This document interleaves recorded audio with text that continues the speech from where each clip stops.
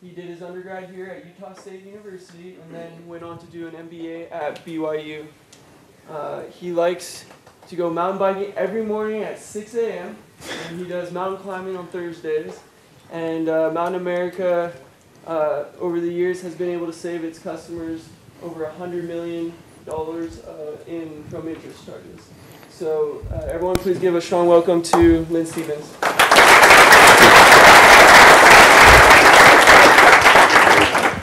That's just this year, by the way. The $100 million in savings just this year. So I'm going to talk a little bit about that later. I thought what I'd do today, and I have this presentation that I was going to go through, and it's because we're a financial institution, we're kind of locked down when it comes to systems kinds of things, right? You can imagine, right? You'd want your financial information to be secure. And so, so we have to go through Citrix to do that, and going through Citrix and the USU system is like painfully slow. So rather than do that, I thought what I'd talk to you a little bit about is, I thought about, you know, what was it I wanted to know when I was going to school? You know, I thought, when I was sitting there in those classes and you're kind of taking notes and you're going through the tests and you're, you know, doing the all-nighters, and I did plenty of those here at USU, by the way. You know, what was it that I wanted to know about? And what I really wanted to know about was, okay, so I'm going to finish this, and I'm going to spend a lot of money, and I'm going to spend a lot of time, and then what am I going to do? Like, when I get out of here, what am I going to do? When I, you know, go through all the recruiting stuff, and I answer all the questions in the right way, and I, you know, dress appropriately, and smile appropriately, and comb my hair appropriately, whatever it is, and I get that job, then what happens? What do I really do? So I thought I'd talk a little bit about what I did, and maybe that would be instructive to you. That be okay? And we can kind of talk about some of the Mountain America stuff too. And I'll leave some time for questions. So we go until 1 o'clock? Is that right? Okay. So I want to make sure I leave plenty of time for questions. So I went to Utah State undergraduate, went out and worked for the U.S. government for about 6 years. And while I made this decision to go back to grad school, and I applied and went to school, and my employer at the time was kind enough to allow me to continue to work, so I kept my benefits while I was going to school. And I really studied hard, and I tried to do some things, and I did an MBA because I wanted to have a very broad business. Did all that, and you know, second year, so first year student. How many grad students, first year students in here right now? Okay, so a goodly number of you, right? So. So you're starting your first year, and come summertime, we'll be like, you need to go find an internship, find something like that, right? And so I interviewed like crazy. I got my resume put together, which was totally not business. It was all government stuff, and kind of thought I might get something with General Mills, and it was kind of promising, and then it all fell through, and I ended up with my previous employer for the summer, which was fine because I was able to keep my benefits that way, right? And the reason I make an emphasis on that is because we ended up having a baby this second year of grad school. So, you know, things happen. So, so my second year, I thought, okay, I'm not going to let that happen. I'm going to make sure I interview really hard, and I'm going to go to, you know, really go to bat. And I actually took some instruction outside of school to learn about interviewing, to learn about, you know, how to land the job. Right? Because this is an important part of going through school, because it's really great to be educated, but then you've got to actually make money. So I did that, and got, you know, I think some good information about how to do that. It was good enough that the Career Development Center had a group of us do a panel on how to do interviews and write resumes and those kinds of things, which is hopefully long gone now, because you wouldn't want to look at it. But anyway, so I interviewed, and I ended up with 3 job offers. I ended up with a job offer from IBM in Austin, Texas. I ended up with a job offer from Chevron in San Francisco, and one from Weyerhaeuser in Columbus, Georgia. And so, you know, I looked at San Francisco, and they were all, by the way, within about $1,000 of each other in terms of the salary. And I thought, okay, so this is not going to be a dollar decision. This is going to be a decision about where do I want to live and what company do I want to go for and that kind of thing. And I looked at San Francisco. I talked to some of the people that work down there, and they said, yeah, you know, we basically just don't own a car, and we rent a one-bedroom apartment, and then we just take BART everywhere. And I thought, okay, very different from my classic Utah lifestyle, right? Don't know if I would really want to live without a car for a few years. So then it came down to the other two, and my wife, while she grew up in the country, in North Cache County actually, really likes the city. And so that sort of ruled out Columbus, Georgia, because very rural, antebellum community.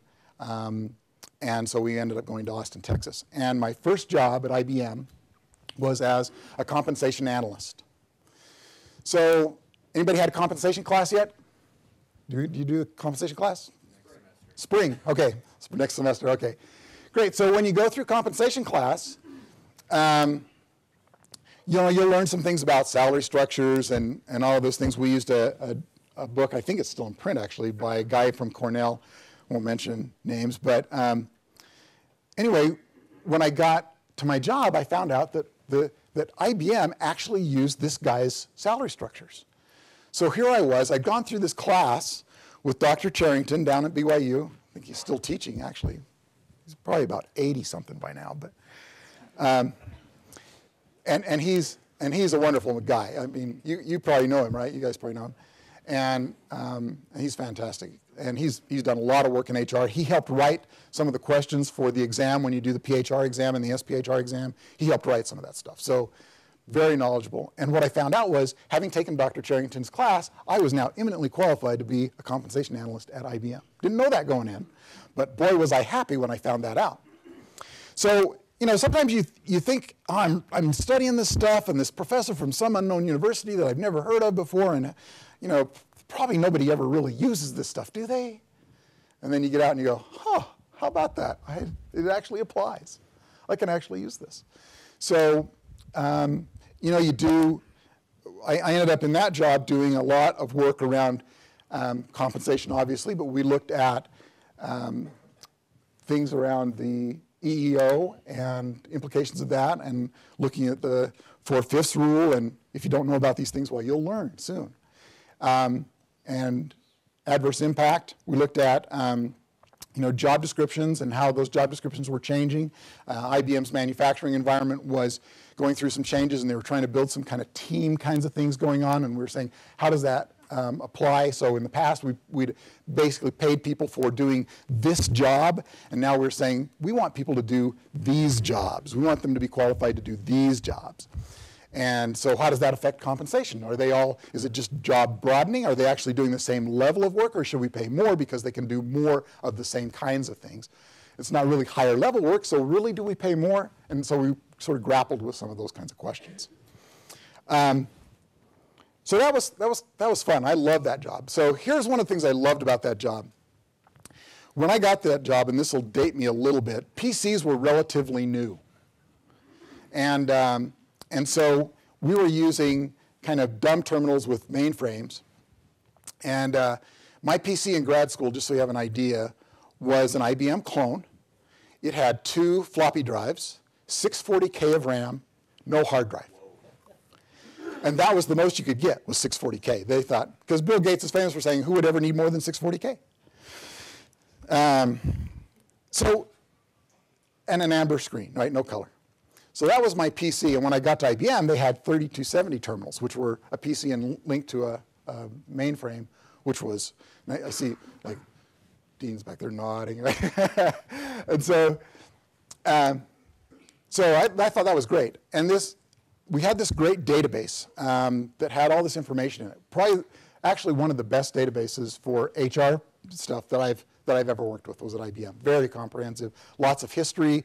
You could do lots of stuff with this. The nice thing about it was that hardly anybody else knew how to do that. And so I learned how to do that. I learned how to do some SQL programming and write some queries. And we were talking about compression one day. So compression basically says, I've got a manager, and they're at this level of salary, and we're looking at the employees, and they're kind of growing, and we've got some people with some fairly high skills, and they're coming in, and they know things that the manager doesn't know, and so their salaries are starting to bump up against what the manager is making because the market drives it, right? Because they have those skills and technical skills that are, new and fresh, and the manager hasn't. And while the manager's great at managing, doesn't have the technical skills. So the concern is you get compression, and eventually, if the manager doesn't pick up the skills and stuff, inversion, right? So the employees actually make more than the manager. So my boss said, gee, I'd really like to know all the employees in the business who are within 10% of their manager's salary, but there's really no way to do that unless we go through and look at person by person. And this was a 10,000 person site. So it's not a small site, right? I came from Wasatch County to go there, and there were 8,000 people in the county. I used to work on the ambulance up there, and I thought, when I got to IBM, I thought, holy cow, there are more people working for this company at this city than there were in the whole county that I lived in before. So, you know, it was kind of an interesting idea, and I thought, I wonder how many heart attacks there'll be today, because we'd always have something going on with the ambulance, right? So you have that big a site, you have all kinds of interesting HR things going on. If we have time, I might talk about some of them. So I learned how to do that, right? I went and figured out a program in SQL, write that query, brought it in. The next day I put it on his desk and said, there you go, there's all the employees within 10% of their manager's salary. And he looked at it and went, how'd you do that? And I got an award for it, and I got all kinds of accolades. It was really fun. It was really fun to do that. It wasn't hard, right? But it was because I had taken an interest in my job, right? What I was doing, and I was like, okay, I know some of these things, and I know there's a way to get this, and so I'm going to work on it. I'm going to figure it out. And I figured it out, and then I figured out we also would do, so this is in the days before we had, you know, this kind of stuff, and we would do presentations to the senior management each month on their measurements. And we would do overhead slides. So overhead projector with transparent slides that we would create. And so this is how arcane this was, all right? So you would pull the data from the database. You would go take the data and type it into a spreadsheet. You would take the spreadsheet and print it out. Then you take it to a machine and run the slides. And then you take the slides to the presentation and you go through the slides, right? So that's how we did it.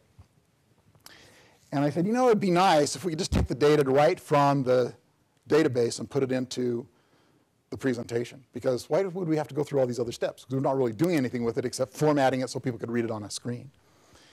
So figured out a way to do that and got another award. And, you know, so I guess what I'm saying is there are going to be opportunities for you out there.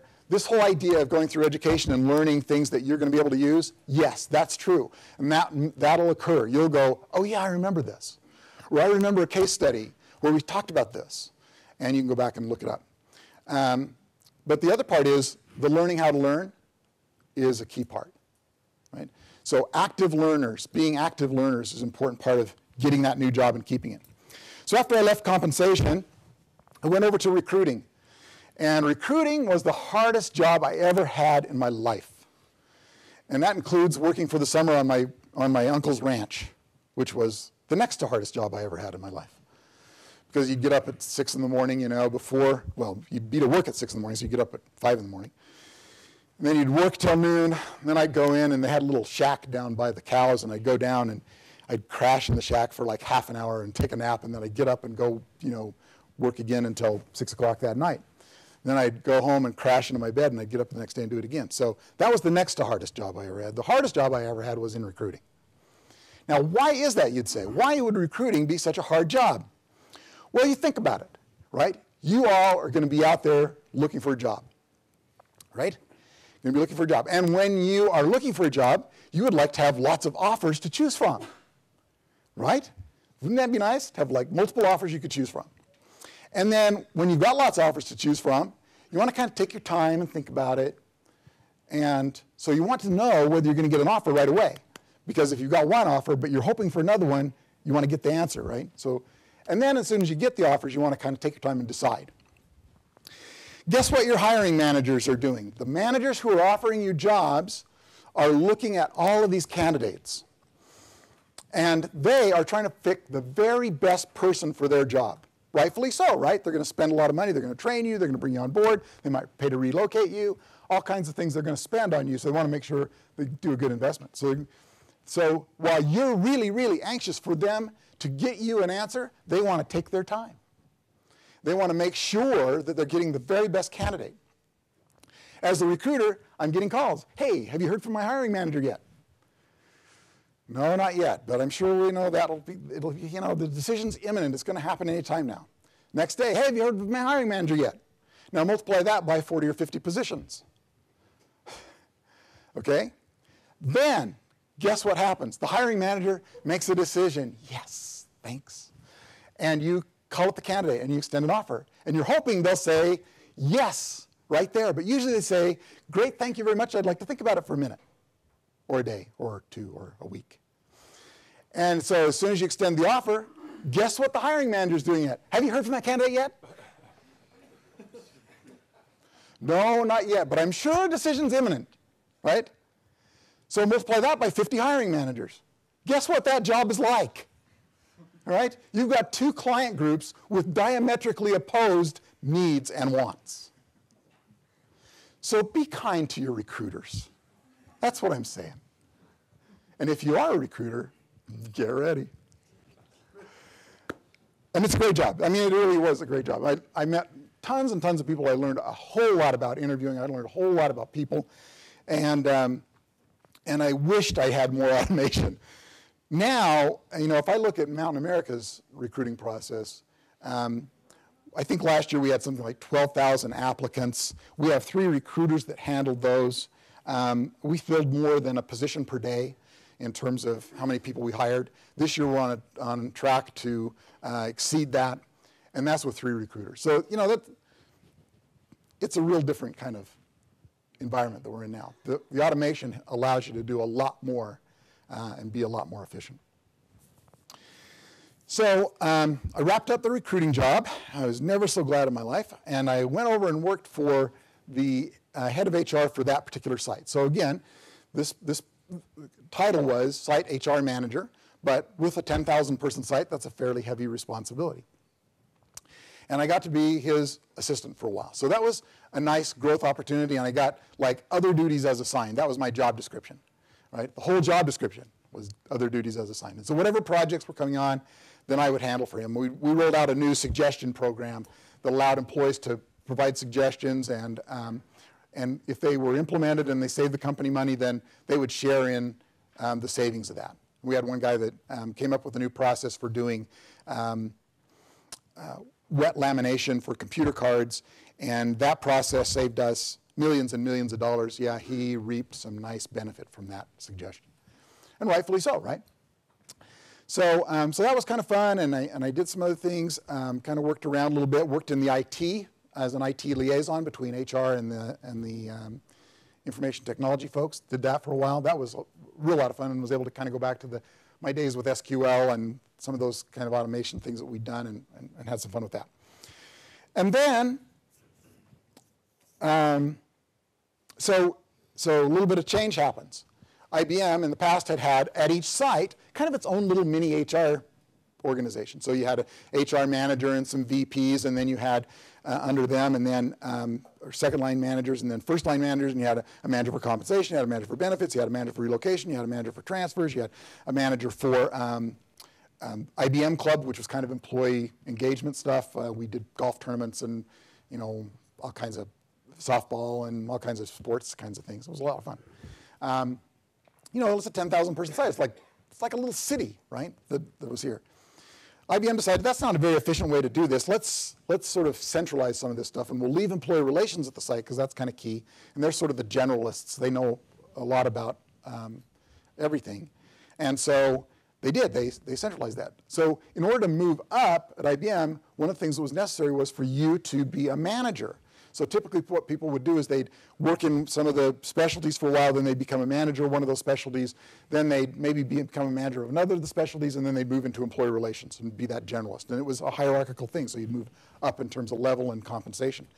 But you couldn't become an employee relations advisor until you'd been a manager, because they didn't want those employee relations advisors sitting across the desk from a manager telling them how to manage when they had never had people reporting to them. Makes sense, right? They'd wanted to have that person have some experience. Well, guess what? A lot of my management opportunities just evaporated. They all went back to some central location, and there I was. So they came to me and said, you know what? We think it'd be good for you to get some management experience, and there happens to be this job open in management we'd like you to consider. Oh, okay, well, what is it? Yeah, third shift manufacturing. And I thought, okay, so how does this fit in with the MBA, OB, third shift manufacturing. And I thought, and I went and talked to the woman that was going to be my manager, she actually had been in HR before and had moved out to manufacturing. She's very convincing, and she was a lot of fun too. Jackie Hall was her name, and she said, come and do it for a while and just see what you think. I said, okay. So packed up my bags and moved out on the manufacturing floor. Wow, is that where the rubber meets the road? Now you think, you take the stuff that you're learning now and you think, okay, so this seems real theoretical, right? About how you motivate people and how you talk to people and how you manage performance and all those things. And, I'm going to go out and I'm going to be an HR professional. And I'm going to help managers do this. And I'm going to be in this advice and counsel role. And I'm going to kind of help them understand better how to be managers. Yeah, wait till you go out and manage a third shift manufacturing organization. Had 30 direct reports, 30. And they ranged across the spectrum. They were as diverse as you can imagine. I had everything from people that were still in school or just barely out of high school to a guy who had retired from IBM and had come back as a supplemental employee. I had 3 or 4 different nationalities. We had people who were completely not educated, kind of from the redneck side of Austin. If you know anything about Austin, you'll know what I mean. And to people who were 2-year tech degrees, and they were very technical and knew a lot about how to build those computers. And we were doing RISC System 6000s, which are desktop supercomputer kind of thing. Not supercomputers, but RISC machines. Anyway, so what was really interesting about that? What was most interesting about that was we had a couple of stories. One story, maybe. Had a guy on the on third shift that was always kind of slacking, I mean, he would do enough to kind of get by, but this is third shift, so our hours were 10 p.m. to 6 a.m. Those were our hours, right? So just think about that. It's sort of like, just take your life now and flop it 12 hours. So you have breakfast at 6 or 7 at night, right? And you get up and you go to work, and you get to work at 8 or 9 o'clock, and then you kind of go through, and then you have lunch at midnight, and then you kind of go through, and then you get off work at 6, and you go home and have supper at 6 a.m., and then you try and get to bed by 10 a.m. or 11 a.m. because you've got to get up by 5 or 6 p.m. so you can get to work. So it's just like, and then guess what? Weekends come and boop, you're back on regular schedule. Except that you're not, right? Because your body doesn't adjust that quickly. So it's tough. It's a tough environment. And we paid a little extra for people to be on third shift. So some people loved third shift, and they would stay on it forever. Anyway, this guy was kind of slacking, and I caught him asleep a couple of times, and so I put him on a warning and said, you really need to pick it up, and he didn't really kind of get it, and he sort of wasn't really paying attention to me, and he was a pretty big guy. He was like that, like a big guy, and people were kind of scared of him a little bit. So what I decided I would do is I decided I would track productivity for a little while. So I built this little spreadsheet, right, and created this report, and then I put little tiny, like this big, literally, charts of everybody's productivity on a single page. And his name was T. Well, his name was Terrence, but we called him T, right? So I bring T in one night after I'd done this for a few months, and I said, T, I got to talk to you about your performance. Oh, yeah, here we go again. He says, I'm doing as much as anybody else out there. And I said, well, let me show you something. So I pull this single sheet of paper out of my desk. It's a 8.5 by 11, and it's got everybody's little chart on it, right? 1 inch by 1 inch chart. And I said, you see all these charts? This is everybody in the department. This one right here, that's you. What do you notice about that chart? See how the black lines are really, really small? That's your productivity. This is everybody else's productivity. You're not pulling your weight. You need to pick it up. And because we'd had this conversation before, right? I mean, you could tell, right, from his attitude that, oh, here we go again. And nobody had ever said to him, look, in black and white, here's what you're doing versus here's what everybody else is doing. And guess what? He picked it up. So he wasn't real happy about it, but he did it. So it was a really good experience. And the reason I tell you that about the career aspect of it is sometimes when you're in school, you kind of think, okay, I'm going to get out of school, and I'm going to get that first job, right? So I'm going to take that first step. I'm going to get that first job. And then I see my next job sort of being here, and then I'm going to take this step, and then I'm going to take this step, and it's kind of this straight line thing, and I'm going to get to this job where I'm like head of HR for some really cool credit union in Utah, and then I'll have arrived, right? And that's kind of not how it works, because you'll get into that first job, and then there'll be opportunities, and there'll be risks, and there'll be things that'll change, and businesses will reorganize, and so you'll diverge. And it won't be a straight line. It'll be more like a cow path. Anybody ever seen how a cow goes through a pasture? They go over here and they eat a little bit, and they go over here and eat a little bit, and they go over here and do something else, and they go over here and I won't tell you that's something else. If you ever walk through a cow pasture, you know what it is they're doing, but they go back over here and get a drink of water, and they'll walk back over. So they do that, right? They're all over the place. All right, so I did that for about a year and a half. Interesting thing about, sort of talk a little bit about shift flexibility. So I mentioned that it's like flip-flop 12 hours. There were two of us that were manufacturing line managers. One had the floor machines, and the other one had the desktops. I had the desktops. My buddy had the floor machines. So what we talked to our manager about doing was saying, look, what if, really from a management perspective, you just need somebody here, right? Because you have to be able to sign. And we had some little cards that were, these little memory cards that they were putting in these machines were about $10,000 a pop.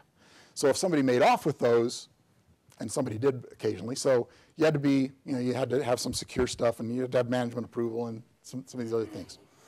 So we went to our manager and said, look, what if we did this? We only need management coverage by one manager typically. So what if we moved ourselves to 4 10-hour days, because we were working 10-hour days anyway. What if we went to 4 10s? We'd go 4 on, 2 off, 4 on, 4 off. Because that way, you'd have one weekend where you'd be like all bleary-eyed and, looking like the vampire thing. But then you'd have a weekend where you'd have 4 days off in a row. And you could actually sort of have a normal life. And we showed her all the advantages of doing that and said how happy it would make us, and so she let us do it. So, when you're up against problems, think creatively. Think about what's really needed here. What do we need to get the job done, and how can we make this better? And I'll tell you, between him and I, our engagement went way up. Now here's another side benefit that happened. Now he understood my line, and I understood his, right? So some cross-training that happened that wouldn't have otherwise occurred. Okay, so then I had my management experience, and guess what? I got the employee relations job. Yay! So I went over and started managing the guys that write code for the machines that I'd just been building. They were doing risk programming and software programming for those risk machines. And that was a great group, 750-person programmers, and we had a lot of fun. And then I got an opportunity to leave that job and move it up to the next level in the organization. So I left Austin and went to work for IBM in Somers, New York. And there I had software groups. So if you think the way IBM is organized, you have departments, then divisions, sites, then group, right? So group sits on top. Software group had responsibility for software across the organization, so a big part of IBM. This particular part of the group had marketing, sales, operations, and some other stuff. And so I had that for worldwide. And what I learned worldwide was we decided we had some people that were really good at sales, and they would just knock it out of the park every year. So and they like to call them the hunters, right? So they'd go out and they'd find new clients. And then they had people who were sort of farmers, right? So IBM's a pretty established business, right? Been around for a few decades. And they had their client base, and they would just go out and get the renewals, and they would be done, right? So they're not making a lot of money, but they're not, they're not dying either. And by the way, speaking of making a lot of money, we did have a person in Asia Pacific that her bonus, they had her dad dress as a Brink security guard and bring her bonus in cash in a wheelbarrow and dump it out in her office. So it's kind of a fun thing to do. But so thinking creatively, right? But one of the things I learned about the international side was we wanted to kind of differentiate between the hunters and the farmers. We wanted to see if there were different personality traits and what those were, and could we hire more hunters because we really wanted to grow the business. And we had plenty of farmers, we thought. And so so we did this survey, and we sent it out. And it was kind of this personality survey thing, and very geared towards what are you as an individual doing. Well, when we sent that to the folks in Asia Pacific, we got some pushback, right? Because they said, we just don't operate like that. We operate as a team, right? We go out as a team, we get our bonuses as a team, we're incented as a team, everything was as a team, right? Because it fits with their culture. So got in a little bit of hot water for that. We did it anyway. What we found out was that we had a pretty good mix of hunters versus farmers, and that we also needed farmers to keep the accounts going and to keep those long-term relationships. So it was a good exercise. I learned a lot from it. The business also quit harping about getting more hunters because they figured out that they really did need both. And so it was positive for everybody. So at this time, I was also doing some work in terms of organizational development. We were doing a thing called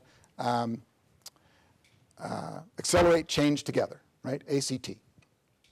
So it was based on a thing that GE had done called Workout. Anybody heard of GE's workout process? It's basically a problem-solving process. There's actually a book on it now you can go out and buy if you wanted to.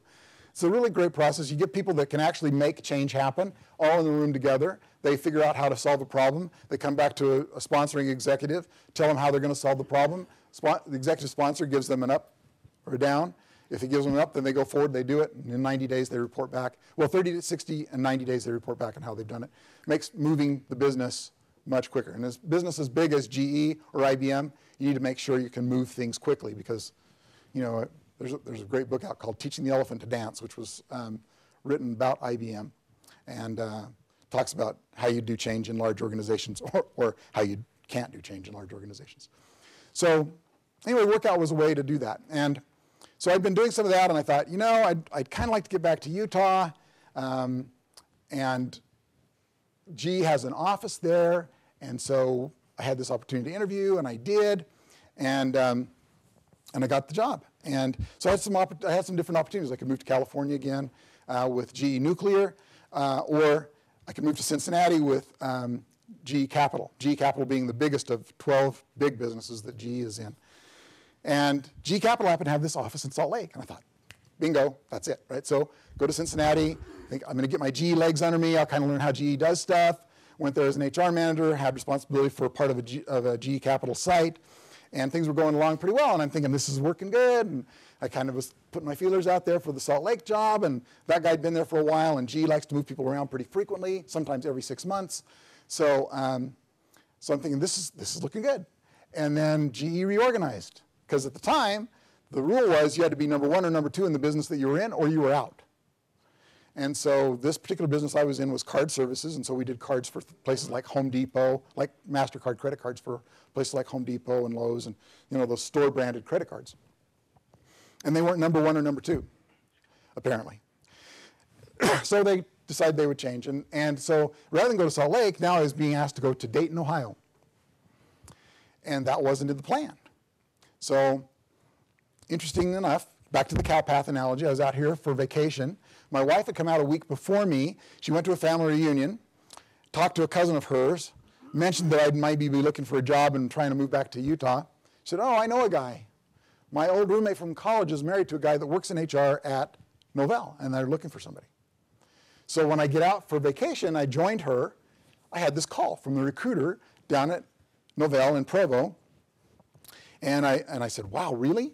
I couldn't hardly believe it. And the next day, he called again, said, we'd really like you to come down and interview. So I spent 2 days of my vacation interviewing at Novell, and then the next week did some phone interviews, and then the week after that I had a job, and I left GE and went to work for Novell. So that's, you know, that wasn't in the plan either, but it was a great opportunity. And I worked at Novell for about 10 years. And did a bunch of fun things there, and we're kind of running out of time, and I want to make sure I leave some room for questions. So Novell also decided to do some reorganization. They did kind of what IBM did. They centralized their HR stuff. Now we know in retrospect they were getting ready to be sold, right? It's because Attachmate bought them after I left. So again, opportunities to advance, kind of went away, started looking, found the job at Mountain America, went in as an HR manager, had been there about a year and was promoted to VP, and then to senior VP as my manager moved up. So again, some serendipitous kinds of things. Things that I'd done at Novell also led me to be prepared for that opportunity at Mountain America to be able to lead that organization from an HR perspective. Okay, so So now, here I am at Mountain America. Best job I've ever had. Great place to work, great management team to work with. Super, super good alignment between what I think are important values and what the company thinks are important values.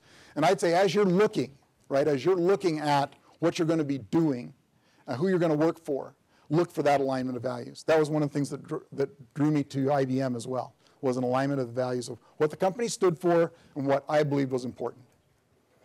So look for that. Makes all the difference. You work for a company where that doesn't exist, you will be able to get paid and you will be able to work, but you won't be as happy. Okay, so I've like rattled on and we're 10 minutes away, so I want to leave some time for questions. Questions? Yeah? What was the last thing you said?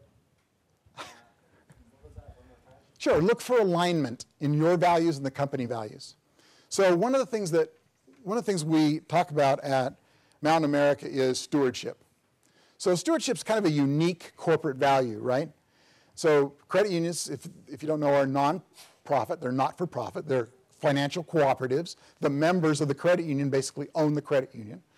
So one of the things we do is we make sure, because every time you commit an expense, that's not your money. That's the members' money you're committing. Right? It's not shareholders. It's not some venture capitalist somewhere. It's those guys that are walking in and out the door every day, right? Bringing their deposits in. It's that, that little girl that comes in with her piggy bank. It's, the old retired couple that are, living on, the minimum they can do. It's all those people's money that you're spending. So you want to be really, really careful with that. And you want to make sure you're getting the very best value you can for it. And that's one of my values. So stewardship, honesty and integrity is another one of them that they happen to espouse. Great member service is another one that they espouse. And then treating each other with mutual trust and respect. So I really like that idea of treating people with mutual trust and respect. Really aligns with how I like to do HR management, what I try and teach managers about. Golly, here I go into a company that already has that as a core value. Psh, it's a no-brainer, right? Great company. Okay. How did you feel the work-to-family balance was able to manage? I suppose it would be really hard, especially with that third shift job that you had. Yeah. How were you able to manage that in different situations? Yeah, so it's a really good question, and it varied by job, right? When I was in the recruiting job, I had no work-life balance. There were times when I went home that I thought I was going to lose my mind from all the stress. And it was important, even more important then, to make sure that, there were times. That was one of the reasons why we said, please let us do this 4-2, 4-4, right, schedule, because we needed that. We needed something to kind of, take that and do something with it. And me and the other manager both had fairly young families and kids growing up, and so yeah. So I think you can be creative about scheduling, and I think that's an important thing to do. I also think it's important that you put in the necessary time to make the difference you need to make, right, to add value to the organization. Yeah. I saw that you guys had won an award for flexibility. Yeah. In that painting. Is that mostly just for your branch location employees, or does that extend to corporate employees as well? It's an interesting question because it actually is more geared towards the corporate than branch. And why? Because the branches have to be open at 9 o'clock and they have to be open until 6 o'clock, right? So when you're talking about schedule flexibility, 9 to 6 is kind of, that's it. Now, what we've done, try and accommodate that, is we've got a lot of part-time employees. We've kind of moved to a number of part-time positions. That's been good in terms of the flexibility, but guess what? That part-time turnover is double our normal turnover. Well, more than that, triple our normal turnover. So that creates other problems for the business, right? So we've got some great flexibility. Employees like that. We win awards, but we have a lot of turnover in those part-time ranks. So, but Mountain America, one of the little things we had for our wellness for a while, and I put that up there because we had a logo that was a circle, was live, work, play.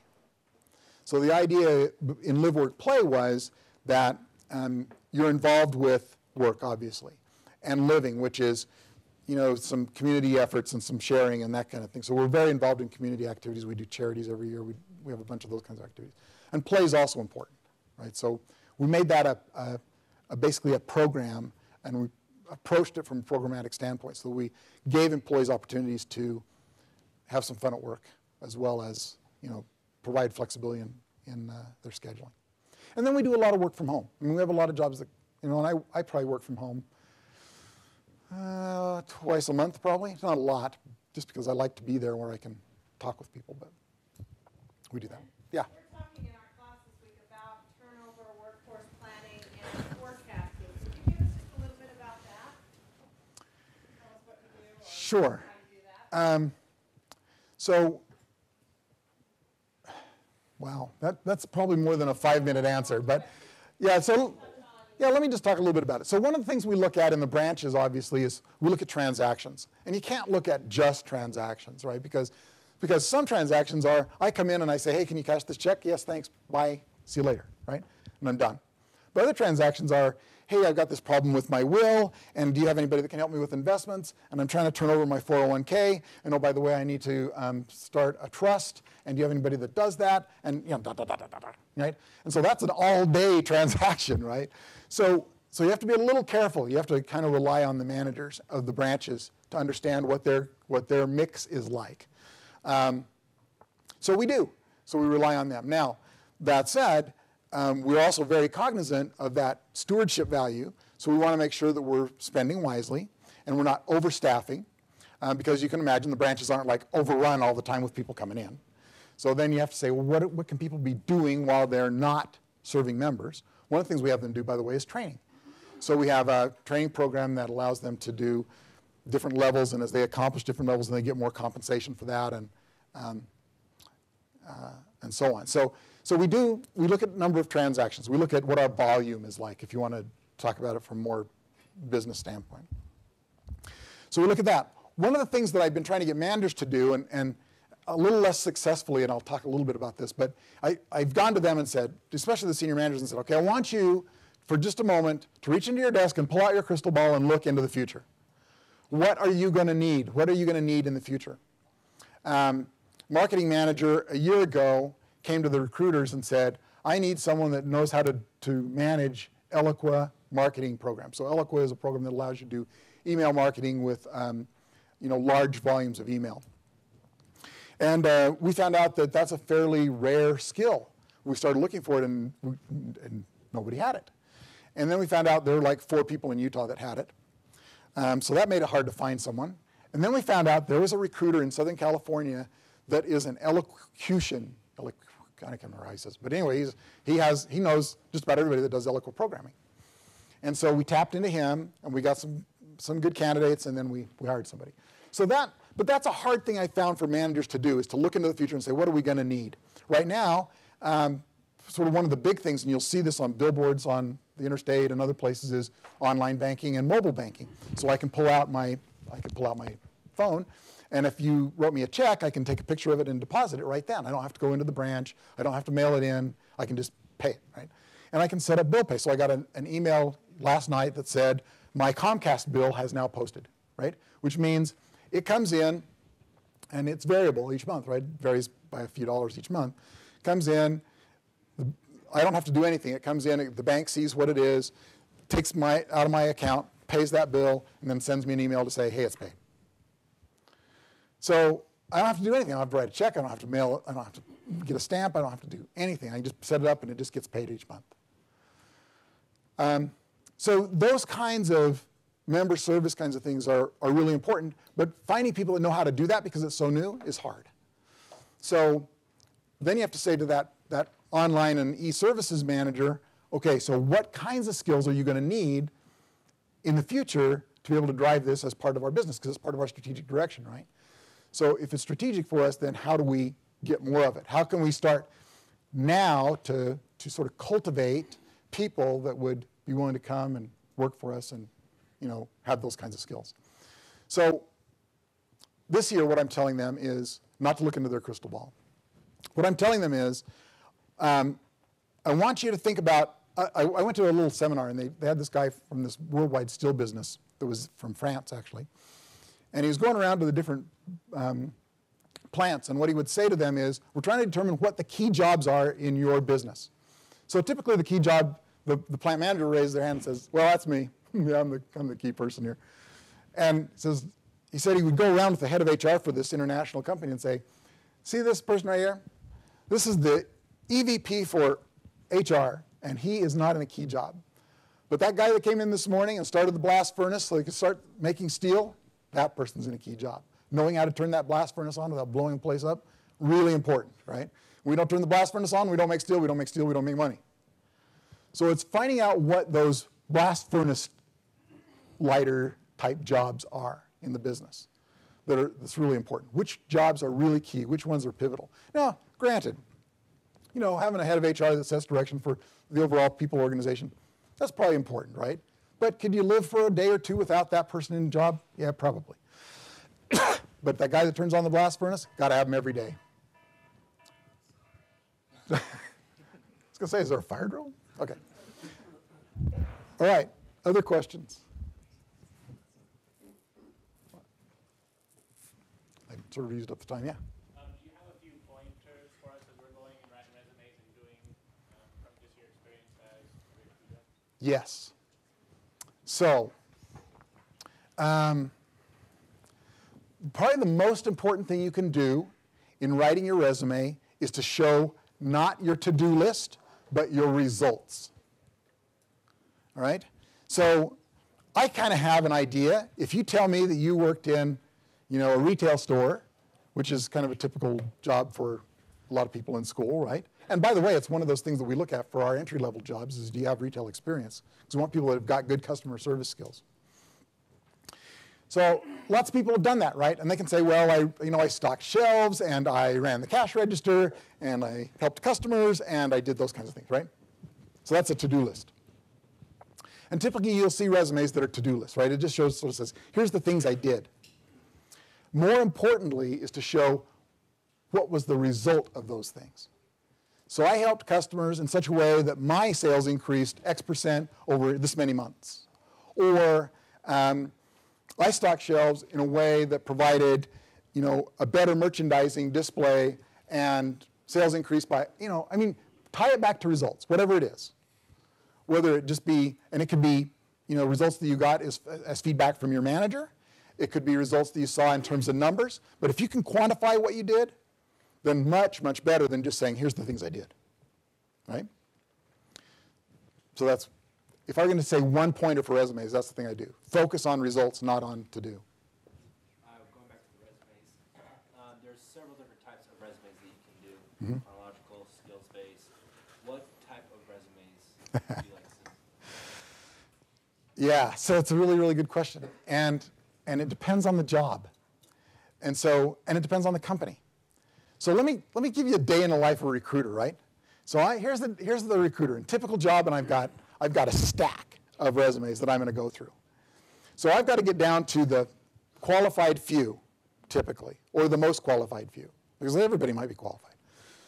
So what am I doing? As I'm going through that list of resumes, I'm looking for reasons to reject. Sad, but true, right? So I'm looking for reasons to reject.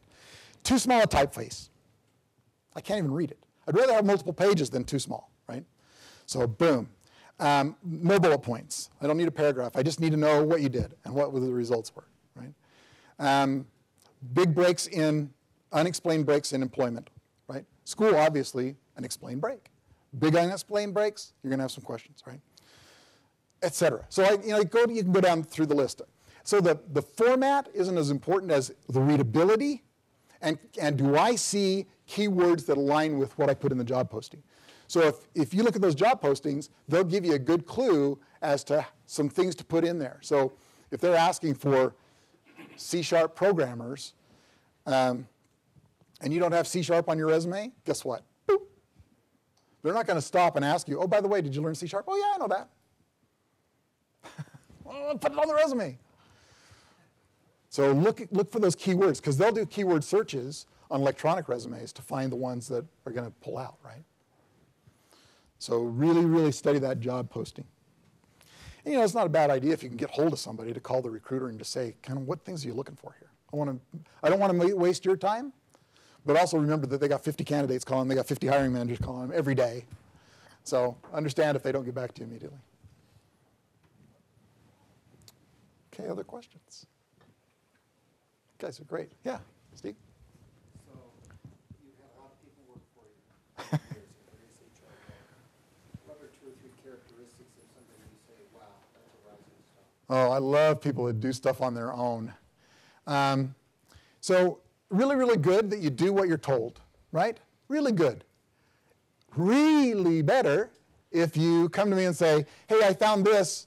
I'd like to go do this. Would that be okay? Or I fixed this. You know, like my manager saying, well, I'd love to see people within 10% of their manager's salary, but there's no way of getting that. It's like, ding, right? As soon as they say there's no way, then start looking for a way. Because if you can find a way, you just solve the problem, and you just paid your salary for that year, right? So figure it out.